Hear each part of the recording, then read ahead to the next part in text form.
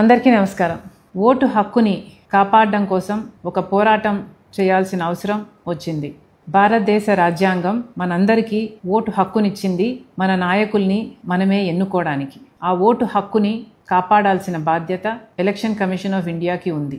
ఎన్నికలు స్వేచ్ఛగా నిష్పక్షపాతంగా నిర్వహించాల్సిన బాధ్యత ఉంది. కానీ ఎలక్షన్ కమిషన్ ఆఫ్ ఇండియా ఈరోజు బీజేపీ మోడీ గారి చేతిలో బందీ అయ్యింది. ఎలాగైతే అన్ని వ్యవస్థలు ఇప్పటికే ఈడీ అయినా, సిబిఐ అయినా, ఇన్కమ్ ట్యాక్స్ అయినా, ఆర్బీఐ అయినా, స్టాక్ ఎక్స్చేంజ్ అయినా, ఎలాగైతే అన్ని వ్యవస్థలు మోడీ గారి గుప్పెట్లో బీజేపీ కోసం పనిచేస్తున్నాయో, ఎలక్షన్ కమిషన్ ఆఫ్ ఇండియా కూడా ఈరోజు బీజేపీ కోసమే పనిచేస్తుంది. ఈ విషయాన్ని రాహుల్ గాంధీ గారు దేశం ముందు బయటపెట్టడం జరిగింది.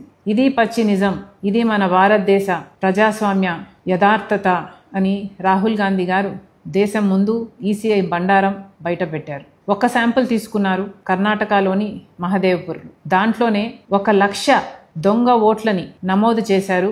1,00,000 ఓట్లకి దొంగ పేర్లున్నాయి, దొంగ ఫోటోలున్నాయి, దొంగ అడ్రస్లున్నాయి. ఇలా ఓట్ చోరీ చేయడమే కాక మహారాష్ట్రలో 5-6 గంటలకు మధ్యలో 60 లక్షల ఓట్లకు పైగా కొత్త ఓట్లు వేయటం జరిగింది. ఈ ఓట్లను ఎవరు వేశారు? సీసీటీవీ ఫుటేజ్ ఎక్కడుంది అంటే ఏ ఆధారాలు లేవు. అలాగే గత 5 సంవత్సరాలుగా ఎన్ని ఓట్లయితే నమోదయ్యాయో, ఎలక్షన్లకు ముందు 5 నెలల్లోనే 1 కోటి ఓట్లకు పైగా అంతకంటే ఎక్కువ నమోదయ్యాయి. మరి ఇది అన్యాయం కాదా? ఇది ఓటు చోరీ కాదా? ఎలక్షన్ కమిషన్ వాళ్ళ బీజేపీకి వ్యతిరేకంగా ఉన్న ఓట్లని తొలగించడం అయితేనేమి, లేక దొంగ ఓట్లు బీజేపీకి అనుకూలంగా వేసేవారి పేర్లను చేర్చడం అయితేనేమి, ఇలా ఓటు చోరీకి పాల్పడుతుంది ఎలక్షన్ కమిషన్ ఆఫ్ ఇండియా. ఈరోజు ఎలక్షన్ కమిషన్ ఆఫ్ ఇండియా కూడా బీజేపీ ఎలక్షన్ ఏజెంట్గా పనిచేస్తుంది. వీటి మీద పోరాటం చేయాల్సిన అవసరం ఉంది.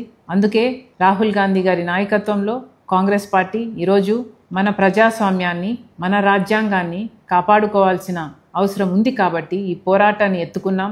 దీనికి మీ మద్దతు కూడా కావాలి, మీ సంతకం కూడా కావాలి. మాతో కలిసి పోరాటం చేయాలని, మన ప్రజాస్వామ్యాన్ని, మన రాజ్యాంగాన్ని కాపాడుకోవాలని మనస్ఫూర్తిగా ప్రార్థిస్తున్నాం.